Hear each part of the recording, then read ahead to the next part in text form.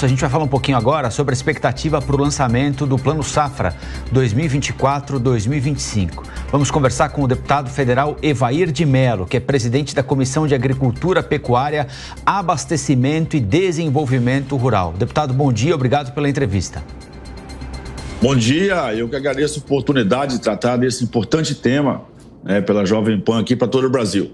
O deputado, queria saber do senhor qual é a expectativa para o lançamento do Plano Safra. Até pouco tempo havia uma reclamação de que o Ministério da Agricultura, o Ministério da Fazenda ainda não tinham estabelecido uma interlocução mais eficaz com o setor. Isso já aconteceu, a tragédia do Rio Grande do Sul deve afetar de alguma maneira o Plano Safra 24-25? Primeiro é preciso ressaltar que existe sim uma tensão política entre o governo e o setor produtivo brasileiro, não só em função das questões ideológicas, mas naturalmente a medida provisória recentemente, nessa tentativa 1227 que o governo fez de onerar o setor exportador, realmente criou uma tensão porque revelou aí as intenções ocultas do governo de realmente trazer um prejuízo bilionário, monstruoso ao setor da agropecuária. Isso foi prejudicial, porque um diálogo que poderia estar acontecendo de uma forma muito mais sincera e objetiva, nós, do setor do agro, ficamos com o pé na porta. O segundo fator a ser considerado, nós não podemos colocar a reconstrução necessária, urgente e importante do Rio Grande do Sul dentro do Plano Safra. O governo precisa de encontrar um caminho alternativo, porque o Brasil tem que continuar a sua trajetória. Nós precisamos de fazer um Plano Safra robusto, mas, naturalmente, ampliar esses valores, esses indicadores com a necessária reconstrução e viabilidade do Rio Grande do Sul. Não só na renegociação das dívidas, como créditos futuros e novos investimentos para que o Rio Grande do Sul possa restabelecer a plenitude da sua produção, da sua força agropecuária. Outro fator extremamente importante, está sendo negativo para todos nós, é que o governo, em função da sua irresponsabilidade fiscal e, naturalmente, do aumento do gasto público, que o déficit já está contratado, o rombo fiscal, ele é certo, os juros vêm muito além daquilo que o setor consegue ter uma taxa de retorno.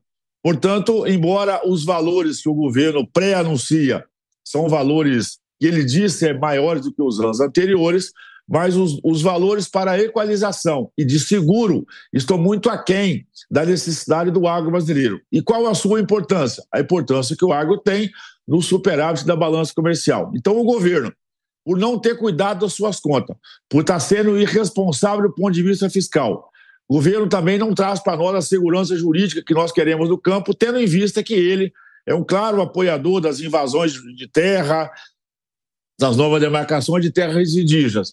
E também não apresentou ainda um plano muito robusto ao Rio Grande do Sul.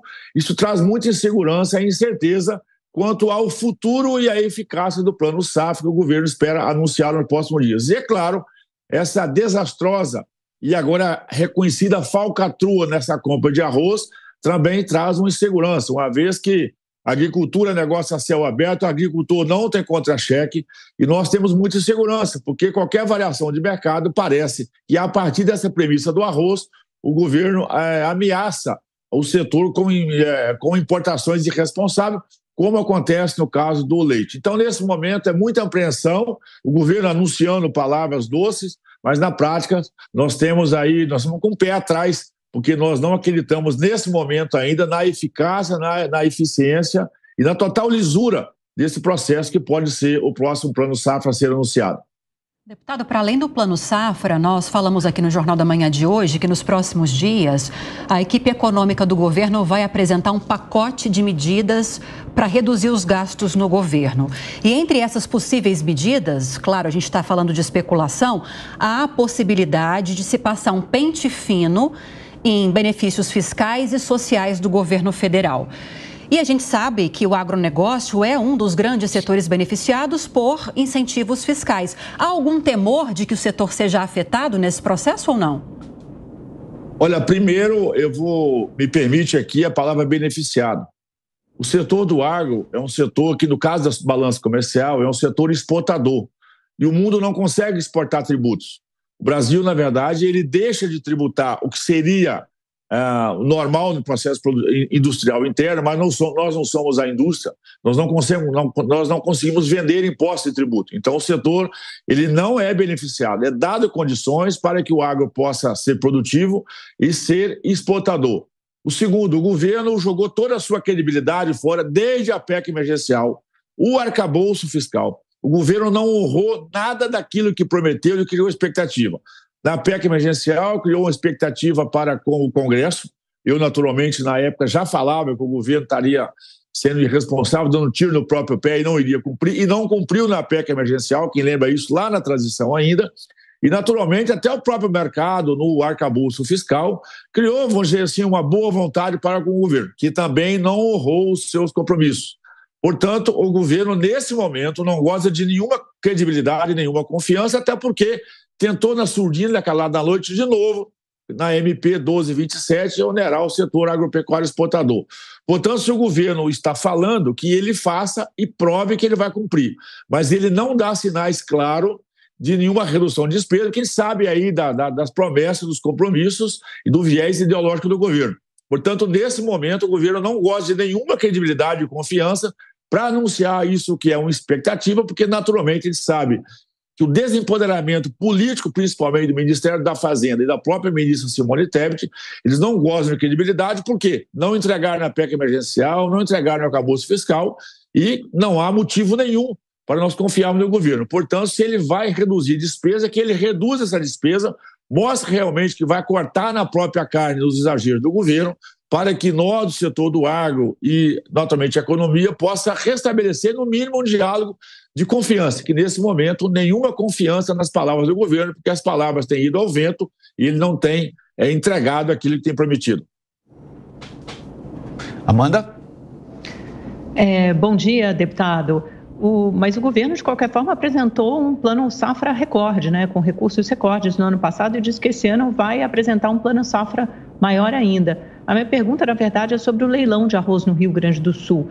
Como estão as tratativas, as conversas com o governo? E vocês receberam do setor do agro alguma sinalização de que o governo pode eventualmente desistir desse leilão de arroz?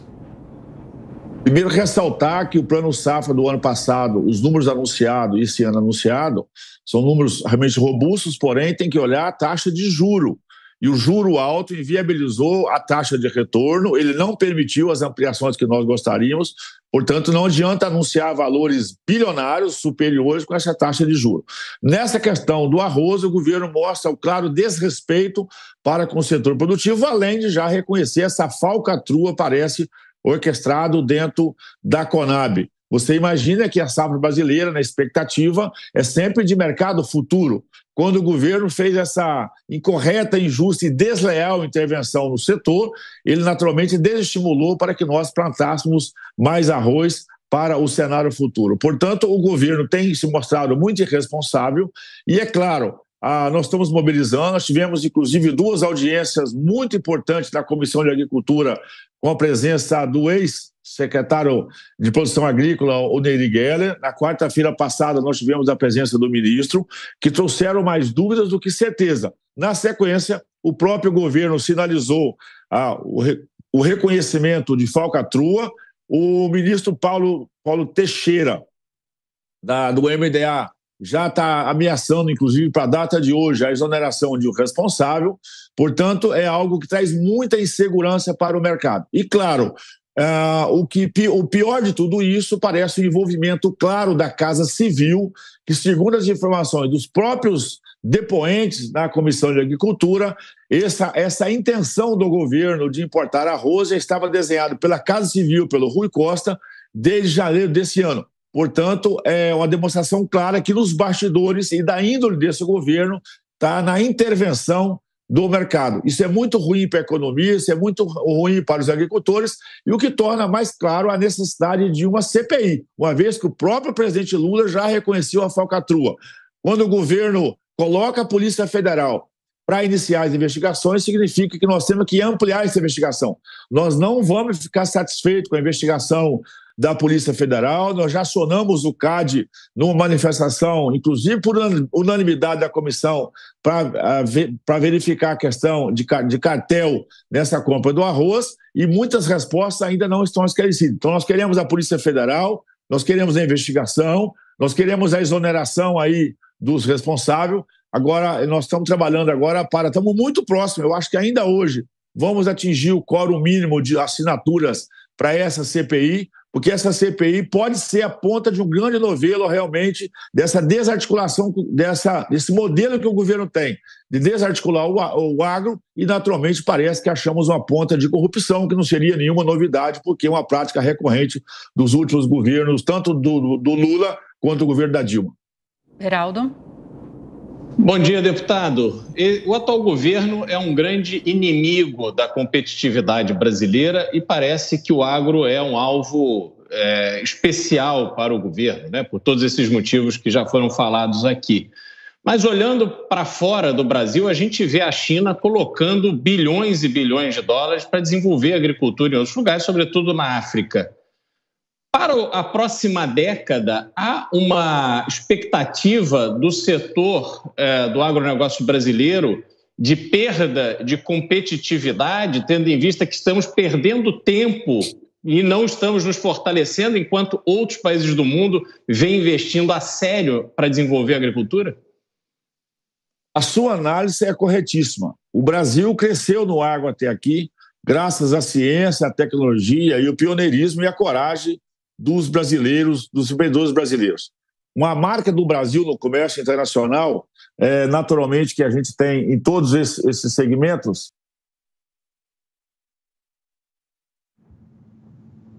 Realmente perdemos a conexão com o deputado Evair de Mello, que preside a Comissão de Agricultura da Câmara dos Deputados, mas entendemos a posição dele em relação ao Plano Safra, que deve ser lançado pelo governo federal nos próximos dias. Plano Safra referente a 2024 e 2025. Colombo.